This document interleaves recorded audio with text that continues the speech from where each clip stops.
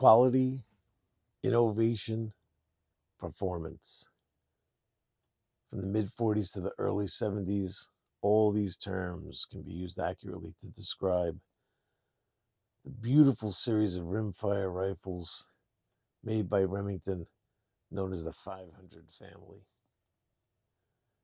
We're going to discuss some interesting designs, some unique functions, and some post-war Remington rimfire patents and designers, and narrow our focus on this fine example right here. Let's take a look.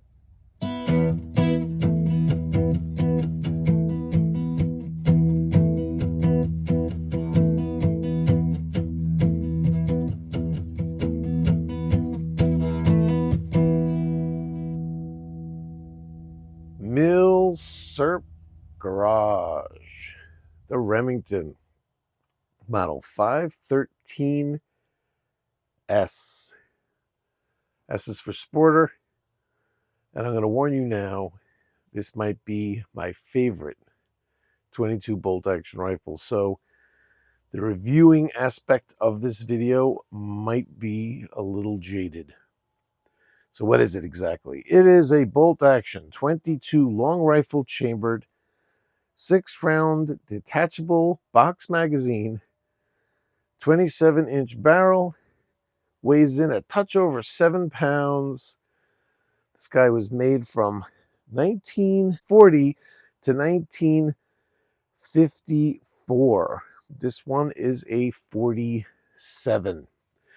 And you might actually have one that clocks in a little bit over 54, like a barrel date code that might be a little bit later on. Not exactly sure when they put the barrel date codes on, but they did continue production to 57, or sales to 57, like a cleanup of old parts kind of thing. Remington never just threw everything away when they discontinued a rifle. So discontinuing might be discontinuing production of the parts, but not, say, assembling those parts. You know what I mean? And then on assembly, they might stamp the date code. Who knows? Those are the date numbers I have. This thing was designed primarily by C.C. Loomis.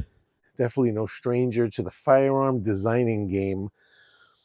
He had some help by K.J. Lowe.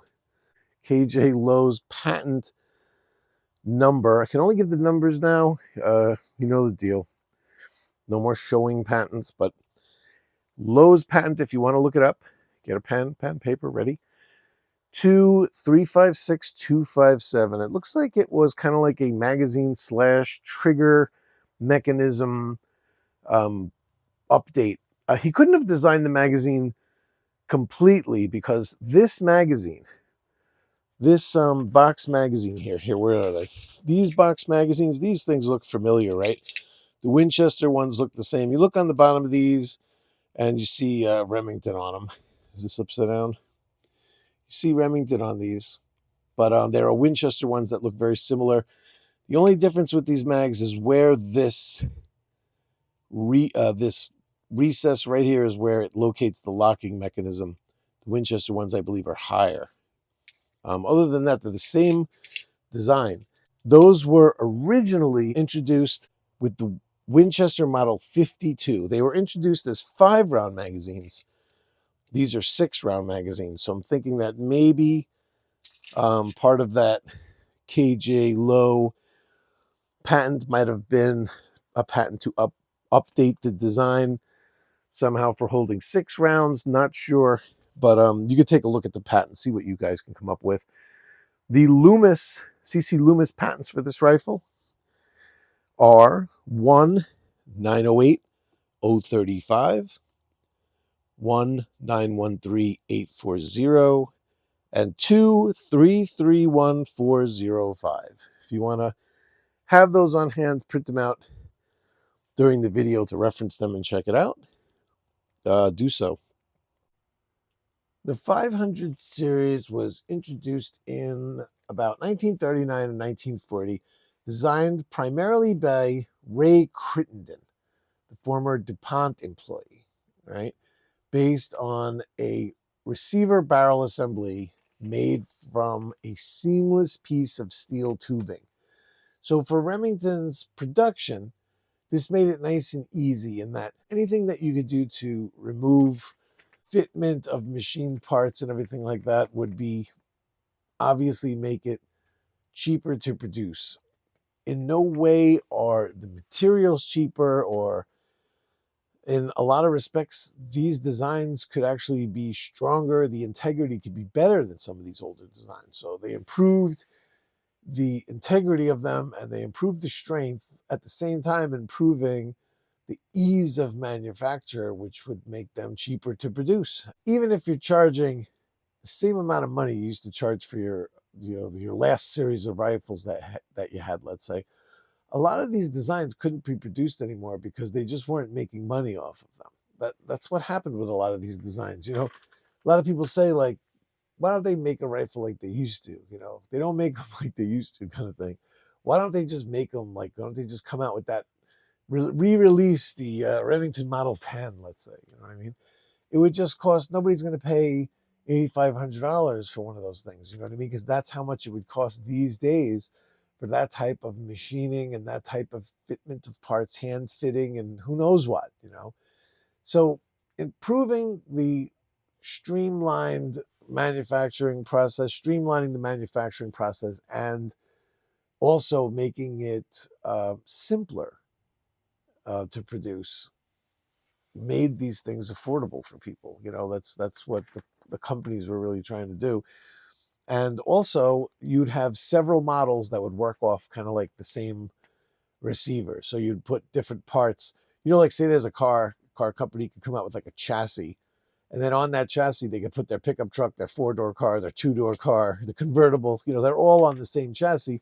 They might have a whole showroom full of different cars, but they're all halfway through the production process. Everything's the same, and only when you get to the part where you're dropping the body on it. So yeah, dashboards are different, hoods are different, body panels, things like that. But underneath, the rolling chassis is the same. It's kind of like the same principle. In 1940, they were in competition with Winchester. Winchester released the Model 69A, the Model 72, the Model 75. Now, the thing with the 75, these were all bolt action 22s. The 75 they released both a target and a sporting model of the same gun. These were hugely popular for Winchester. And Remington, they came right behind them and did the same thing.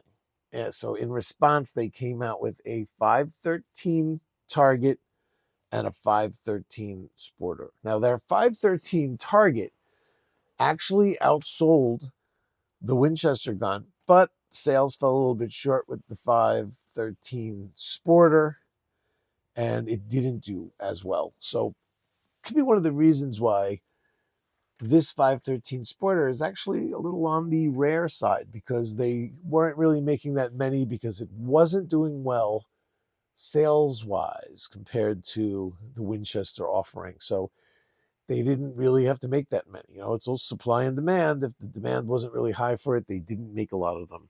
Production numbers for the 513 targets were approximately 179,000, and for the 513 Sporter were less than 14,000. 13,677 I got out of one source. Oh, and by the way, this book right here, there's even less of these books made. If you ever see this book, or if you have one, you want to donate it, just leave me a message down in the comments. But if you ever run into this book, trust me, just buy it. I think you'd be able to put a kid through college if you find the right person to sell it to. And they had a kind of like a different idea on how to do it as well. The Winchester Sporter, this could be the reason why, was what I'm saying. The Winchester Sporter, they made it like as a sporting rifle, much lighter. The barrel, it was only 5.5 pounds, and the barrel was a 24-inch barrel. It was 5.5 pounds. It was shorter, lighter. The Remington 513, 7 full pounds, 7, a little touch over actually. I weighed mine at almost 7 pounds 6 ounces, and a 27-inch barrel. So It did not point like a sporter. The moniker sporter on it really was just that it wasn't outfitted the same as the Target model, but it wasn't really changed much from the Target model. I'm saying it was still a big, heavy 22. But that's why I actually like it. I'm 6'3". I need a long length of pull. I want a nice, substantial feeling rifle. It's what a 22. Sometimes they feel small. This thing feels awesome. And I don't remember if I ever did a video on a Winchester Model 75. I got to take a look back there. I do have a couple of these smaller bolt action Winchesters, and man, they did feel small. You know, they did. They did feel small. I like this one better, but it's funny that I like it better for the same reason that the Winchester one sold better than it, or the opposite reason is what I mean. Cost of this guy when it was first released, the 513S, was $26.23. Not cheap if you ran like all of its competitors next to it. It really wasn't the cheapest model, you know what I mean? Somewhere in the middle. And a lot of these sporter ones that weren't outfitted the same as the Target models were much cheaper, you know? So what does the history go with this guy? Well, so it was discontinued in 54, like I said. I just want to cover up the history, and we'll break more into this 500 series. But this one in particular was discontinued in 54. Like I said, they kept production, or they kept sales going up around 1957 when they officially was out of the catalog and they stopped selling them. So in 58, where did the lineage of this rifle go? In 58, Remington introduced the Nylon 66. This thing had a nylon stock. I'm sure this had a lot to do with the fact that Crittenden was from DuPont. I'm sure that had a lot to do with it. But the Nylon 66 was an auto loader. This thing was super successful. If you remember this rifle, this thing it was introduced in 58. So in 62, Remington was like, hey, let's just take let's reintroduce the 500 series actions, and we'll stuff them into nylon stocks. We'll come out with a series of nylon stocked bolt action rifles. In 62, these came out, and the sales were so disappointing that they were discontinued in 64. They were only around for a couple of years. So these might be rare as well. The nylon stocked series of bolt action Remington rifles with this action in it. So it could be that the Nylon 66 was it could have just been that it was just a phenomenon. That for some reason the nylon stock didn't bother people when that one first came out, but then the bolt action ones people somehow rejected. Don't know, couldn't tell you why, but 64, they now I think produced a whole bunch of these actions again. For these, they really thought that these nylon stocked bolt actions were going to be successful. So I think they produced a whole bunch of actions. And now in 64, they discontinued. They weren't selling at all. And they said, now what? So they ditched the nylon stocks and they came out with a series called the X models. This was like a sub-series of the 500s. In 64, these were released. They had lighter, shorter barrels, different sights on them. There was a 510X, a 511X, and a 512X. They made these until 67. Probably just parts cleanup once again. I really doubt that these things even did so great. But Remington came on strong again in 67 with the 580 series. Now, these were totally different design, but if you just wanted to know where they go, that's where they went. There was a 580 that was a single shot, and a 581 that was a clip magazine version, or box magazine, I should say. I copied that out of something. So when people hear me say clip, a lot of times it's not even me. I'm just writing what was in like their own literature sometimes, you know. But the 581 was a detachable mag, and 582 was a tube magazine version. Again, they were a different design, but then that led to, it led to where Remington was off and running into the future. And all right, so let's talk a little bit about this 500 series. Okay, so the 500 series had the 510, okay, which was the Target Master. This is gonna these are gonna have some crazy names. They all had the master name to them here. So they must have really sat around the boardroom table trying to narrow these down, which master name they would have. The 510 Target Master, this was a single shot. Okay, it had a thumb safety like this rifle. It basically was this rifle. So when I say that these are in the family now, these are definitely brothers. These are the same design right here. They are these are CC Loomis design here. The 510 Target Master single shot thumb. Oh, the thumb safety would go on automatically when you cock the rifle, and it had a auto eject. So this was kind of like the Cadillac of the single shots. You didn't have to pull out the case by yourself. It would eject, and it for kids, it would, every time you open the action, put around it and close the action, the safety would automatically be on, and you would have to take off the safety before it would fire. Definitely made for kids. There was a 510P with a receiver peep sight option, and a 510 SB with a smooth bore for 22 shot cartridges. And a lot of those, you'll find them around because right around in the early 40s here into the early 50s was the Mosquito, or the that trap, that's those small discs that you'd use to shoot like 22 trap. It sounds really cool. I always wanted to do a video just on that stuff. I got to find somebody that has a collection of it so I could really look at it all, because I don't want to just show pictures. But it was extremely difficult. Is the reason why that didn't. You could imagine shooting one of those discs flying through the air with a 22, even if it was shot. That shot didn't spread much. You know what I mean? That would be difficult. Next, we have the Model 511 Score Master. It was a 6-shot box mag, no checkering on the stock that I could see. There might be Score Masters with checkering, and I'm totally wrong, but I didn't see any on the ones I was looking at. I was trying to find what the differences were for this Score Master. It was like a cheaper version of the 513, basically. The receiver was grooved for a scope mount. That's definitely different.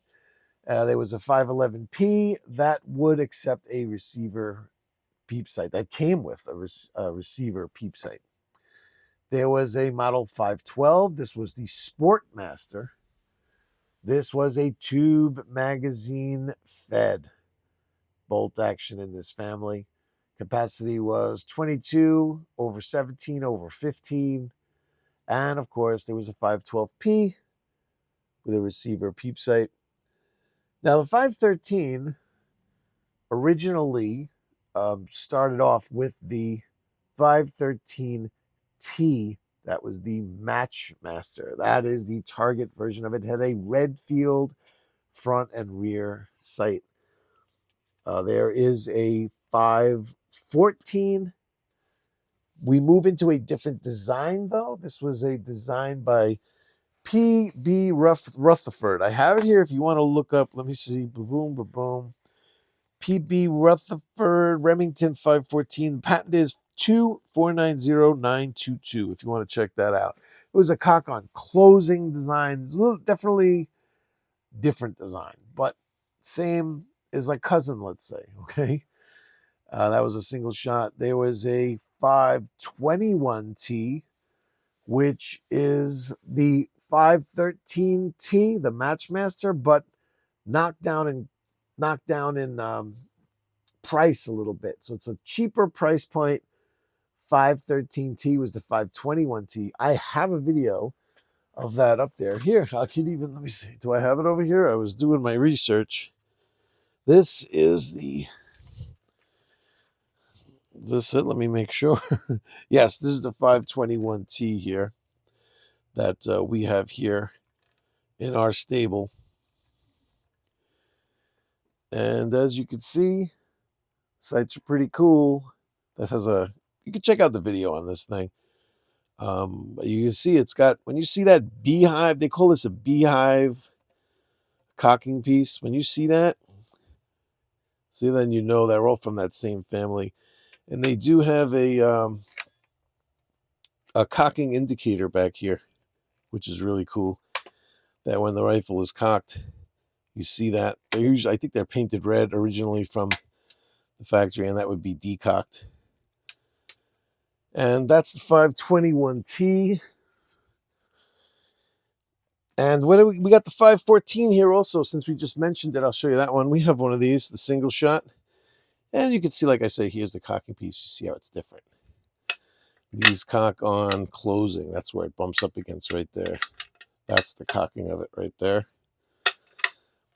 And, of course, you know, they look the same, but it is from a different family. And what is the last one we'll discuss from this 500 series here is the 550. That's the second to last. The 550, of course, here I have one of those too. This was, we got a nice video up on this one. This is the floating chamber gun. This was a semi-auto. You remember this guy. This was the David M. Williams, Carbine Williams. Was designed in 1941 as originally as the model 550. This one I just showed you was a 550.1 with the floating chamber design, allowing short and long rifle cartridges to cycle semi-automatic in a reliable fashion, which I guess back then wasn't something that was easy. And Carbine Williams with his floating chamber. So that's one of our, you know, this gun could go to the, look, see, it appears to have that beehive cocking piece back there, but this isn't really a cocking piece because it's a semi-auto. This is just a cap over the receiver, but see how they made it to emulate that and to look the same? This would definitely be at the 500 series family picnic. Absolutely. So, yeah, the only one that was left after that on the 500 series that you'd want to speak about would be the 552 Speedmaster. That was an auto loader. I don't have one of those. And there's the 572 Fieldmaster pump, which I do have one of those, and we did a video on it. I don't have that one out right here with me, but there is a video on that one up there. I'm pretty sure I'm still allowed to link to my own videos. So let's take a close look at this guy now that we've burned through all of that 500 series history. So you don't know where to stop with it, really, is the thing. You know, once you start delving in, it's pretty crooked, this 500 series. You're like, there's some of them that are the same exact design, some of them that are, you know, offshoots of the design. Suffice to say, the 510, the 511, the 512, and the 513. And of course, the 521, because it is a cheaper version of the 513. Those are the ones that are really definitely family members. They're the ones that have this action in it, this exact action. You know what I'm saying? So let's take a close look at this guy. I'll tell you what it is that makes me really love this thing. So steel butt plate that's serrated back here. So it has that like really grippy feel to your shoulder. And you don't have to worry that when you place it down that you're going to crack a plastic butt plate. I mean, plastic butt plates, it's not that this thing is old so it's metal.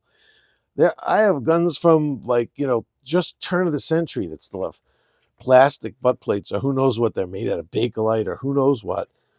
It's just nice to just have a steel one back here. I mean, that's just nice. Sling swivels, the sling. Don't know if this is an original to the rifle or not, but it's a beautiful sling. And I'll break in for a minute here because I know I'm going to forget. So the story of how I got this one is kind of interesting. So this is the fourth one that we're going to do from that series where I bought guns at a gun show. I bought 4 rifles. This is the last one, and the other videos are done on the other 3. This is the last one from that group, and this was the last one I bought that day. So it was the end of the day. It was the end of the second day at the gun show, and there was a guy. I was looking over his stuff, and he said, I was just about to step away, and he had some beautiful stuff, but when you see these, trying to remember now if he had a price tag on it. I don't really remember. But he said, "Hey, I don't want to take anything home. Make me an offer on something." And I'm going to say yes. He said something like that to me. So I saw this thing, and I said, "Here, I looked down a line of them, and I saw this, and I said, oh, that's a beautiful Remington 22." I was familiar with just looking at the action, familiar with it, and he said a price.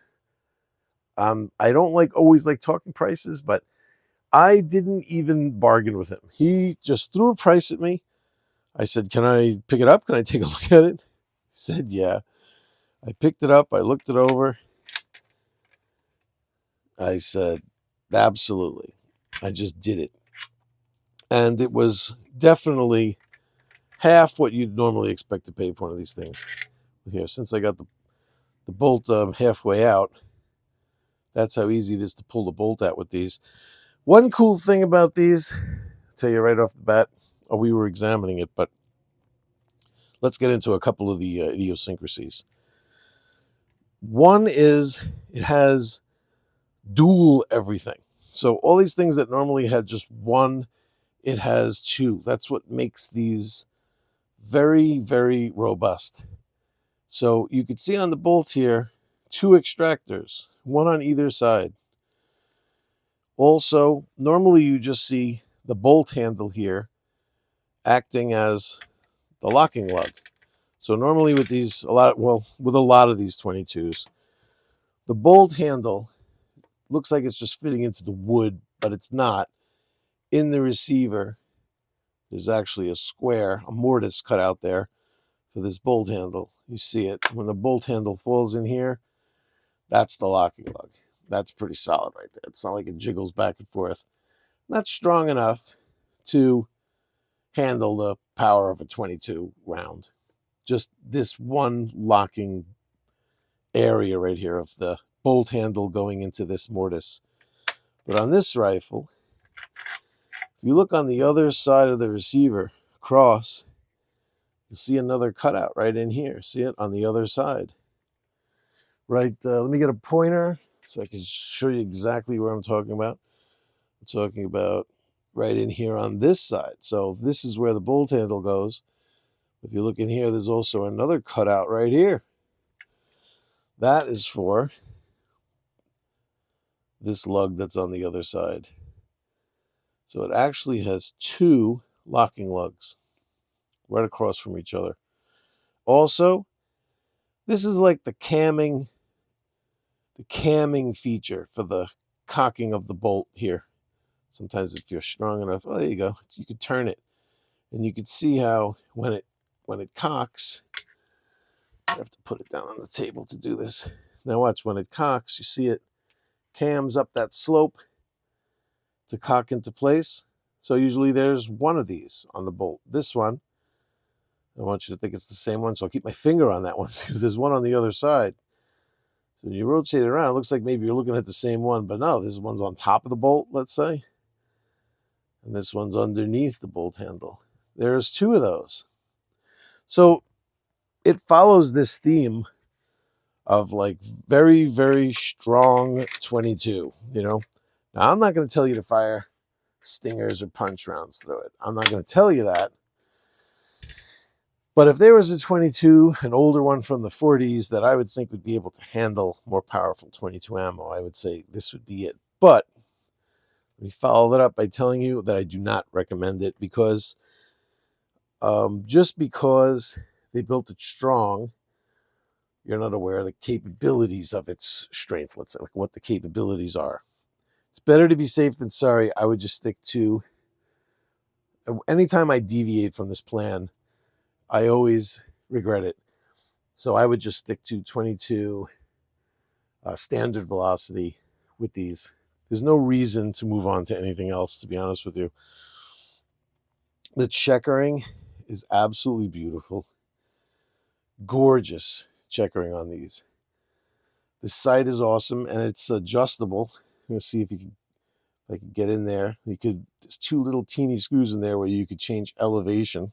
I gotta even look at that sight and really start exploring what this thing does, because elevation would be this guy right here. But maybe that's a finer adjustment. Got to take a look. Originally, I think these were screwed into the barrel. Then a little bit later on, they used a dovetail, so you could even replace this sight with something else if you really wanted to, you know. Again, these awesome sling swivels with the sling. Strangely enough, underneath the barrel here, serial numbered. These didn't have to be serial numbered, but there is a serial number on here. Pre-68, but serial numbered. Awesome front sight. And the crown, it has that recessed target crown on there. See that? Pretty wild, huh? So here's an interesting aspect I want to talk about. If you remember years ago, might have been 2 years ago on this channel, I was talking about that I almost acquired a certain kind of Remington. With Remingtons, you could do funny things. You could play with their barrel date codes, and you could name them. So I'd love to start a whole club on these things, but to tell you the truth, because I'm fascinated by this aspect right here. I remember a few years ago I said that I almost picked up a rifle that I called an ass Remington. So now, what is an ass Remington? An ass Remington would be a rifle that's made in March of 1947. The month is written out as a letter that follows black powder X. The reason why they stick an X on it is because black powder only has 11 letters. So there has to be one for December. So that's the X. And through the years, they changed. They did reuse a lot of letters. But there is an area where they went through double letters, you know. Then you could have things like, let's say, an ass Remington.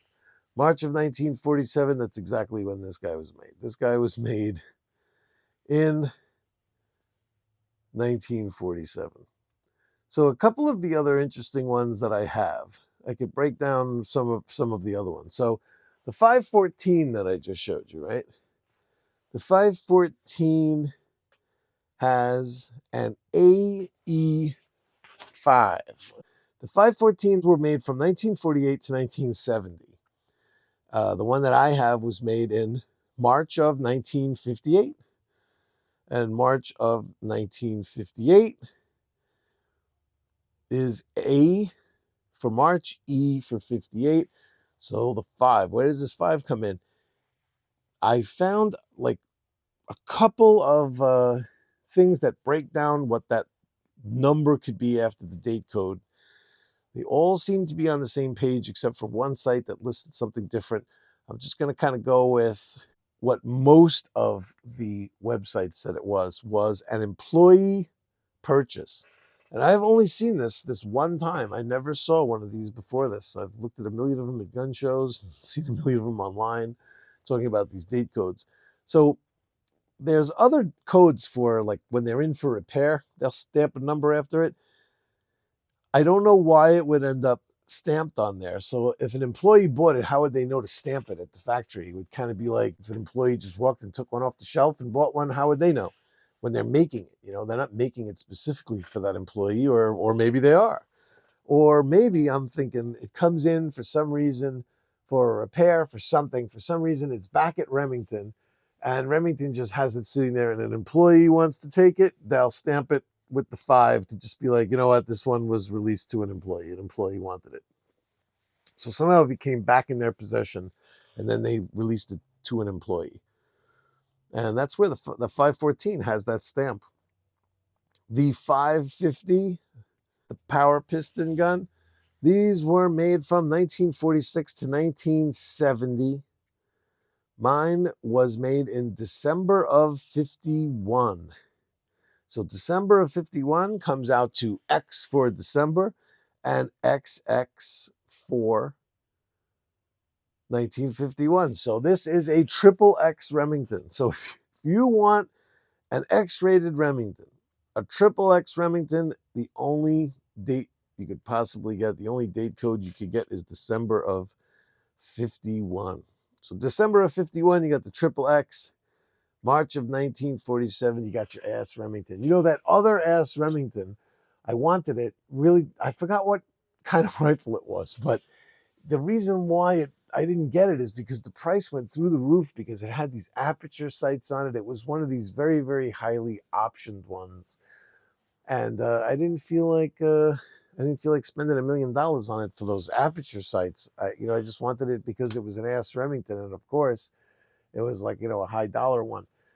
Now, the story I told you where the guy said, "How much do you want for it?" And I said to him, like, "Well, what do you want for this one?" And he gave me a price, and I just said, "Fine." Well, part of that story is that he said what the price was. I knew it was a decent price. But still, I was looking at it like, do I really want to pick up this bolt action 22 Remington? It was a good price, maybe half what they're worth, but still a few $100, you know what I mean? So I looked down at the receiver just to check to see if I could recognize what date it was just by looking at it. And lo and behold, I see the Holy Grail ass Remington. And that's why I was like, yep, let's do it immediately. So we finally got one. So what do I love about this rifle? Why do I say I love it? I'm going to show you the shooting video in a second, but one of the things is the bolt is smooth. The trigger pull is very predictable, perfect. Supposedly it's adjustable. It has an adjustable stop or something like that. I don't know if you could adjust the pounds, but it has an adjustable stop. I don't mess with triggers, but supposedly this one does have some type of adjustment. It's fine as far as I'm concerned. I'm not messing with it. I love the trigger. I love how the bolt feels. It never chokes where you're halfway through closing and you have to open back up and close again where the rounds are getting caught. None of that. It works awesome. And what I love about this magazine release, as simple as it is, all it is just a metal tang. It's not even like a mechanism. It's just a bent piece of metal that goes up against that recess that I showed you. So it's just a bent piece of metal that ends up in this recess that you just push the metal back. It's just a tang of metal, but how that works when you put your finger on this and push back, why is it not falling? I don't know why it always falls. Maybe the bolt has to be open when it does it. And it just, interesting that now it's not falling out. It must just be the angle that I'm sitting here at. But normally, when you're done with your 6 rounds, you just press these. Yeah, I don't know why that one's a little stuck in there. They go in beautiful. They drop free. Maybe it's cold, maybe. I don't know. These are, I'm telling you, watch my shooting video right here. These are drop free. I don't know what's going on. I think from this angle, my finger just isn't pressing it in as far as it needs to go. It's just hard to do it from on top backwards, because I think it's a very positive. You don't just bump this and it falls. Otherwise, that would suck if every time this got bumped by something, the magazine fell out. So see, you really gotta push. That's what it is. If it's straight up and down, I'm just gonna put it straight up and down and push it from this side where I would normally be doing it. and it does just fall right out. So they do just fall free. I like that. I like the fact that they just fall out. I got one of these from my 521, and in the 521 video, you'll hear me say that I had this one, as I wrote extra on it so I'd remember which is which. This one was sitting inside a little junk tub of junk stuff that I had literally since I was 9 years old. And it would follow me everywhere. It would come with me as all through my childhood into adulthood. I always just kept this with me and with my junk that traveled from place to place. And when I got that 521, I was like, oh, wow, I don't have a Remington magazine in that junk drawer. And sure enough, it was the right magazine and it works. So that's why that followed me around for like 30 years. So the shooting video, what did I like about the shooting? What didn't I like about the shooting? I love going to the range with this thing. I stayed there for like another hour, even after this. I got this footage just with this one gun. This is the kind of gun where I could go to the range just with this thing. I don't need to have. I don't need to have anything else to entertain me. It really is. It really is awesome. The 521 was the one that initially made me love this rifle, and the sport model here with this version of it, incredible. I love it. It feels like the highest quality 22 you can imagine. Let's put it that way. I know I don't have any of these multi-$1,000 22 target rifles. I agree, I don't have them, but I'm sure they're more accurate. There's just something to be said for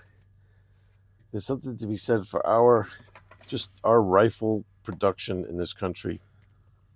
What we made after the war, our industry was at its best. And if you look, one more quick thing, I'll just interrupt the shooting video here for a second. There's a brass bead right up here on the front of the sight, which is really cool. That after all these years is still in place. That a lot of them, they put like these little ivory beads and they don't last long, This one stayed in there and worked well. So my advice, if you are poking around looking to get one of these 500 series rifles, these ones, the CC Loomis versions, either the Target Master single shot, great rifle for getting for a kid. And I think I'm trying to remember if they had a 513, like a smaller version of it, a youth version of it. And I don't know why that's sticking in my head that I'm remembering that they did have one of those. If they did, I'll throw a picture up of it. But you'd have the choice, if that's true, you'd have the choice between the single shot or the bolt action that were smaller. I don't know why that's sticking in my head. That could be just for that I was researching something else and got confused. But I thought I saw some picture where I was like, oh, look at that. There's a youth model of it as well. And that'd be pretty cool. That opens up so many different options if you think about it. I mean, you could get this across this whole series. If you didn't like the box magazine, you could get a tube magazine. If you wanted to pay a little bit less, you didn't care about checkering, you didn't care about a sling or sling swivels, you could get the Score Master, the 511. If you wanted to go even more towards a single shot for a kid with the thumb safety that comes on automatically, you can do that, But if you had a kid that's a little bit older, a teenager, or you didn't have to worry about a thumb safety coming on all the time, and you wanted to get a nice rifle, you wanted the magazine, but just maybe a little bit smaller, you could go with the youth version of it, if it actually exists. I don't really remember. So, and the strikes, how were these bolt actions? You never have a problem with how hard the brass is getting hit.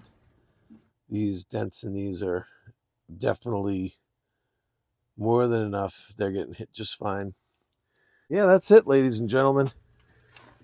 That's the 513S. Very high quality Remington sporting 22. That says 521 is the correct magazine. I marked them.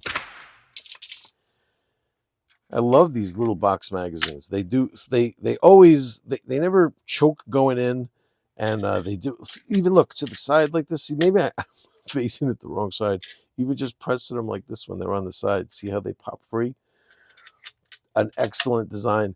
Maybe that's what Lowe. Maybe that's what he contributed. You know.